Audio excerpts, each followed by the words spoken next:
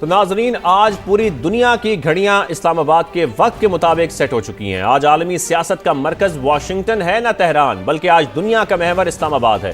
ایک طرف تہران سے وزیر خارجہ عباس راغچی اور سپیکر باقر قالیباف کی آمد ہے، تو دوسری جانب واشنگٹن سے نائب صدر جے ڈی وینس، اسٹیو وٹکاف اور جیرڈ کشنر اسلام آباد کی سرزمین پر قدم رکھ رہے ہیں۔ بالکل، یہ صرف مذاکرات نہیں ہے، یہ ایک تاریخ ساز معجزہ ہے جس کا معمار پاکستان ہے۔ آج پاکستان دنیا کے دو بڑے حریفوں کے درمیان پل بن کر کھڑا ہے۔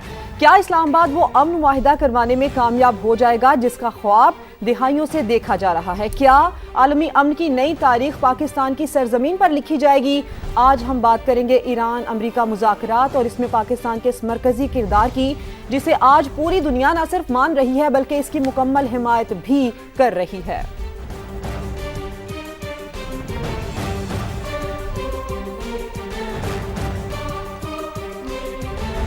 ناظرین، اس وقت وفاقی دارالحکومت اسلام آباد میں ایران امریکہ مذاکرات کے سیکیورٹی انتظامات انتہائی سخت کیے گئے ہیں۔ اسلام آباد میں سیکیورٹی ہائی الرٹ ہے۔ کیا کیا انتظامات ہیں، بات کریں گے۔ قمر المنور ہمارے ساتھ موجود ہیں۔ قمر، اپڈیٹ کیجئے سیکیورٹی انتظامات کے حوالے سے۔ جی، 2 روز سے یہ سیکیورٹی کے انتظامات جو ہیں وہ کیے جا رہے ہیں۔ ریڈ زون کو مکمل طور پر سیل کیا گیا تھا، لیکن اب جو ہے ایکسٹینڈڈ ریڈ زون کا جو علاقہ ہے اس کو بھی مکمل طور پر بند کر دیا گیا ہے۔ خاص طور پر فیصل ایونیو سے آنے والا جو راستہ ہے ریڈ زون جانے کا، اس کو بھی مکمل طور پر بند۔ اس کے علاوہ 0 پوائنٹ اور شکر پڑیاں کا جو علاقہ ہے وہ بھی مکمل طور پر بند کر دیا گیا ہے۔ سیکیورٹی کے حوالے سے 10,000 پولیس اہلکار جو ایکسٹرنل سیکیورٹی پہ جو ہے وہ تعینات کیے گئے ہیں۔ آج صبح ایک اجلاس جو ہے وہ وفاقی وزیر داخلہ نے سیکٹری انٹیریئر کے ہمراہ چیئر کیا، اور اس میں اس چیز کا فیصلہ ہوا تھا کہ ریڈ زون کو مکمل طور پر جو ہے وہ سیل کیا جانا ہے۔ اس کے بعد ریڈ زون کو سیل کیا گیا تھا، لیکن اس کے بعد اب سیکیورٹی کو فول پروف بنانے کے لیے جو آنے والے راستے ہیں جس میں فیصل ایونیو اور 0 پوائنٹ کا علاقہ ہے، اس کو بھی مکمل طور پر بند کر دیا۔ جو ڈگنیٹریز ہیں ان کے آنے کا سلسلہ جو ہے وہ جاری ہے، اسی وجہ سے یہ تمام انتظامات جو ہے وہ کیے گئے ہیں۔ یہ تمام انتظامات کیے گئے ہیں۔ قمر، ہم آپ سے مزید اپڈیٹس بھی لیتے رہیں گے۔ ابھی آپ کا بہت شکریہ۔ تو ہم کی پہچان پاکستان اسلام آباد امریکہ اور ایران کے درمیان مذاکرات کی میزبانی کے لیے تیار ہے۔ 2 ہفتے کے سیز فائر کو مستقل جنگ بندی میں بدلنے کی کوشش کی جائے گی۔ نائب صدر جے ڈی وینس، اسٹیو وٹکاف اور جیرڈ کشنر امریکہ کی نمائندگی کرنے جا رہے ہیں۔ ایران کی طرف سے وزیر خارجہ عباس راغچی اور سپیکر باقر قالیباف بھی مذاکرات میں شریک ہوں گے۔ اس حوالے سے آج ہم اپنے پینل سے بھی ڈسکشن کریں گے۔ ہمیں جوائن کر چکے ہیں ہمارے مہمان، ان کا انٹروڈکشن کراتے چلیں۔ آپ کو بتائیں کہ سفارتکار جوہر سلیم صاحب بھی ہمارے ساتھ موجود ہوں گے، جبکہ تجزیہ کار عابد لطیف صاحب اور تجزیہ کار قمر چیمہ صاحب بھی ہمیں جوائن کر رہے ہیں۔ بہت شکریہ آپ سب کا۔ جوہر سلیم صاحب، پہلے میں آپ کی جانب آؤں گا۔ اب کیا لگتا ہے آپ کو، پاکستان یہ امن معاہدہ کرانے میں کامیاب ہو جائے گا؟ مثبت نتائج اس کے آئیں گے، اور جو مثبت نتائج آئیں گے اس کے پھر سفارتی اور ہمارے سیکیورٹی اور جو معاشی چیلنجز ہیں وہ کس حد تک اس میں بہتری آئے گی؟ ہمیں کیا فوائد حاصل ہوں گے؟ کیسے دیکھ رہے ہیں آپ ان مذاکرات کو؟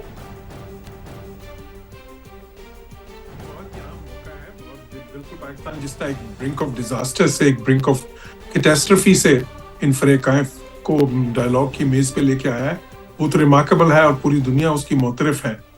اب اسلام آباد جو اس وقت پوری دنیا کی نگاہوں کا مرکز بنا ہوا ہے، وہاں پہ یہ مذاکرات ہونے جا رہے ہیں۔ دیکھیں، اب ظاہر ہے کہ آسان معاملات نہیں ہیں، کیونکہ دونوں سائڈز کے جو پوزیشنز تھیں، دونوں سائڈز کی وہ بہت ہی زیادہ مختلف تھیں، ان کے زاویے بھی مختلف ہیں۔ دونوں سائڈز یہ سمجھ رہی ہیں کہ وہ جنگ جیت چکے ہیں، تو اس میں مشکلات تو ہوں گی، لیکن پاکستان نے ابھی تک جتنی مہارت سے یہ سفارتکاری کی ہے، اس سے جو کیا ہوا ہے، اس سے یہ ہوا ہے کہ ایک جو ہے نا وہ جو ایجنڈا اس سینس میں کہ وہ 10 پوائنٹس جو پوائنٹس فار ڈسکشنز ہیں، اور جو سمجھ لیں کہ جس سے کہ اب ایک روڈ میپ بن گیا آگے چلنے کا، تو اس پہ اتفاق ہو گیا ہے۔ وہ بہت اہم ہے، جس میں 2 چیزیں، سب سے پہلے کہ یہ ایک سیز فائر 15 دن کے لیے، اور ساتھ ہی ابنائے ہرمز کو کھول دیا جائے گا۔ تو اس میں چند مشکلات کے باوجود ہم دیکھ رہے ہیں کہ بالکل چیزیں درست سمت میں جا رہی ہیں۔ اب آگے کیا چیزیں ہیں؟ اب آگے دیکھیں وہ پوائنٹس ہیں، جس طرح وہ نیوکلیر ایشو ہے جو کرکس آف دا میٹر تھا کئی لحاظ سے، تو ظاہر ہے اس پہ معاملات بہت ڈسکس ہونے ہیں۔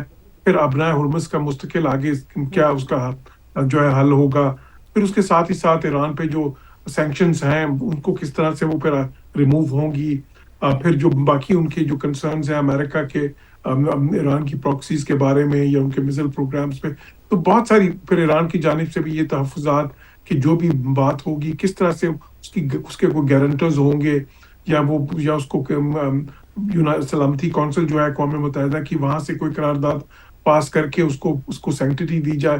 تو یہ بہت سارے معاملات ہیں جو آنے والے دنوں میں ڈسکس ہوں گے. یہ آسان تو نہیں ہوگا، لیکن میں سمجھتا ہوں کہ جتنی پاکستان کی جو ایک کامیاب سفارتکاری رہی ہے، جو پاکستان کو تائید حاصل ہے بہت سے اہم ملکوں کی، صرف فریقین کی نہیں، ان کا اعتماد تو پاکستان کو حاصل ہے. بے شک وہ ایران ہو یا بے شک وہ خلیجی ممالک ہیں اور امریکہ، لیکن ساتھ ہی ساتھ چین بہت اہم اس میں پلیئر ہے. اور چین نے پاکستان کو سپورٹ بھی کر رہا ہے سارے پروسیس میں. اور ساتھ ہی ساتھ کیونکہ ایران پہ بھی چین کو بہت زیادہ لیوریج ہے اور وہ بہت ہی زیادہ اہم ہوگی ان سارے مذاکرات میں. پھر رشیا ہے، پھر ایجپٹ ہے، ترکیہ ہے، یہ سارے ملک جو ہیں اس سارے پروسیس میں سپورٹ کر رہے ہیں پاکستان کو. تو میں سمجھتا ہوں کہ یہ جو موقع ہے یہ بہت ہی اہم موقع، یہ انشاءاللہ اس سے مثبت نتائج برآمد ہوں گے. اور پھر جو آپ کا آخری پوائنٹ تھا کہ کس طرح سے یہ پاکستان کو پھر فائدہ دے سکتا ہے، تو دیکھیں پاکستان کے لیے یہ ایک I reckon it as a great window of opportunity. بہت ہی ایک اعلیٰ موقع ہے پاکستان کے لیے اپنے آپ کو ری برانڈ کرنے کا. اس سارے جو منفی پروپیگنڈا جسے پاکستان بہت حد تک نکل گیا، جو ہندوستان سالوں سے اور دہائیوں سے کرتا رہا ہے، اور بلکہ وہ خود ڈپلومیٹک آئسولیشن کا شکار ہو گیا اس وقت. لیکن پاکستان ری برانڈ ہو کہ ایک ایسا ملک جو کہ نیٹ اسٹیبلائزر ہے، نیٹ سیکیورٹی پرووائڈر ہے، اور جس میں کہ بہت زیادہ اکنامک پارٹنرشپس کے لیے کیپیسٹی ہے اور بہت زیادہ پرومس ہے. اور تو ہم یہ جو ہم نے زبردست قسم کی جیو اسٹریٹجک گینز کیے ہیں in terms of diplomatic significance, strategic significance, ان کو پھر ٹرانسلیٹ کرنا ہوگا انٹو اکنامک ڈیویڈنڈس اور اکنامک گروتھ. اور تاکہ یہ پاکستان کی جو فارن پالیسی کامیاب ہے، یہ پیپل سینٹرک فارن پالیسی کے طور پہ سامنے آئے. اور پھر پاکستان جو ہے، دیکھیں جب اکنامکلی پاکستان اور اسٹرینتھن ہو جائے گا تو پھر مزید یہ ایک سائیکل بنے گی. پھر ہماری جو یہ ڈپلومیسی ہے وہ اور اسٹرینتھن ہوگی. تو انشاءاللہ میں سمجھتا ہوں کہ پاکستان کے لیے یہ بہت ہی ایک اچھے دور کا آغاز ہو سکتا ہے اگر ہم اپنے سارے کارڈ صحیح طرح پلے کریں اور اگر ان ساری چیزوں کو ہم اکنامک ڈیویڈنڈز میں ٹرانسلیٹ کریں. بالکل جوہر سلیم صاحب، جو آپ کہہ رہے ہیں وہ بالکل درست ہے، لیکن اس ایونٹ تک آنا، ہوسٹنگ دس ہسٹوریکل ایونٹ، اور اس میں پاکستان کی ایفرٹ سب آپ کے سامنے ہیں. ایسے میں کیا آپ سمجھتے ہیں کہ کتنی بڑی ذمہ داری پاکستان کے اوپر ہے؟ جی انتہائی اہم ذمہ داری. دیکھیں آج پوری دنیا کی نظریں پاکستان پہ ہیں، اور صرف یہ نہیں کہ اب دیکھیں پوری دنیا میں آسٹریلیا سے لے کے جاپان سے لے کے یورپ اور ساؤتھ امریکہ تک آفیشیل سٹیٹمنٹ ساری آئی ہیں جس میں پاکستان کے رول کا اعتراف کیا گیا ہے اور بہت ہی زیادہ ظاہر تعریف اور توصیف ہوئی ہے. تو جتنی زیادہ آپ کو وہ جو ہے نا یہ تعریف ہوتی ہے، جتنی ستائش ہوتی ہے، اور پھر ساتھ ہی ساتھ جتنا اعتماد پاکستان کو حاصل ہے ان سارے فریقین کا، وہ شاید کسی اور ملک کو اس حد تک حاصل نہیں ہے. تو وہ چیز جو ان سے آپ کو مدد بھی دیتی ہے، لیکن ساتھ ہی ساتھ بہت ہی اہم ذمہ داری بھی آپ پہ ڈالتی ہے. کیونکہ اگر آپ نہیں کر سکتے اس کو، یا آپ ظاہر اس سے عہدہ برا نہیں ہو سکتے، تو کوئی اور کیسے ہوگا. تو اس لیے پاکستان کے لیے یہ بالکل ایک کڑی ذمہ داری بھی ہے اور کڑا امتحان بھی ہے. پر انشاءاللہ مجھے امید ہے، کبھی امید ہے کہ پاکستان اس سے بہت اچھی طرح عہدہ برا ہوگا اور ایک ایسا راستہ نکلے گا جو سب کے لیے، نہ صرف ان فریقین کے لیے بلکہ اس سارے خطے کے لیے اور پوری دنیا کی امن و سلامتی کے لیے اور اقتصادی ویل بینگ کے لیے اچھا ہوگا. بالکل دنیا کے امن کے لیے اچھے نتائج ایکسپیکٹ کیے جا رہے ہیں. ہمارے ساتھ ہی رہیے. قمر چیمہ صاحب، میں آپ کی جانب آتا ہوں. جوہر سلیم صاحب کا جو ایک پوائنٹ ہے میں ذرا اس کو بھی تھوڑا آگے بڑھانا چاہتا ہوں. جیسے کہ وہ ذکر کر رہے ہیں کہ یہ نتائج اب کس طرف جائیں گے جب یہ امن معاہدہ ہو جائے گا، اس کے بعد یہ یو این جو سیکورٹی کاؤنسل ہے اس میں جاتا ہے، کوئی ریزولوشن وہاں پر پاس کیا جاتا ہے، ایک ڈیل بائنڈنگ کی جاتی ہے، لیکن اس میں اسرائیل کو کس طریقے سے شامل کیا جائے گا، یہ بھی ایک اہم سوال ہے یہاں پر. دیکھیں پاکستان نے تو پہلے ہی کہا ہے کہ یو این کی ہم نے بات کی ہے، ہم نے ملٹی لیٹرل انسٹیٹیوشنز کی بات کی، جس طرح امبیسڈر صاحب بھی فرما رہے تھے. دیکھیں جب جو چائنا کے ساتھ ہم نے 5 پوائنٹ جو آئے تھے، جب ساگڈار صاحب چائنیز فارن منسٹر وانگ جی سے ملے تھے، تو ہم نے ملٹی لیٹرلزم اور یو این کی ریلیونس اور اس کی اوور سائٹ کی بات کی تھی. میرا خیال ہے، مجھے لگتا ہے کہ پاکستان یہ سمجھتا ہے کہ اگر ہم یہ کروانے میں کامیاب ہو جائیں تو یہ ظاہری بات ہے امیڈیٹلی تو ہمیں شارٹ ٹرم تو جو انزائٹی ہے اس وقت انٹرنیشنل سسٹم اور اسٹرکچر کے اندر وہ ختم ہوگی. دوسرے نمبر پہ دیکھیں اسرائیل جو ہے نا وہ مجھے اس وقت بے بس نظر آ رہا ہے. اس وقت آپ کو پتا ہے کہ نیتنیاہو کی پوزیشن یہ ہے کہ اس کے خلاف کرپشن چارجز کے اوپر منڈے کو کیس لگ رہے ہیں وہاں پہ اسرائیل کے اندر.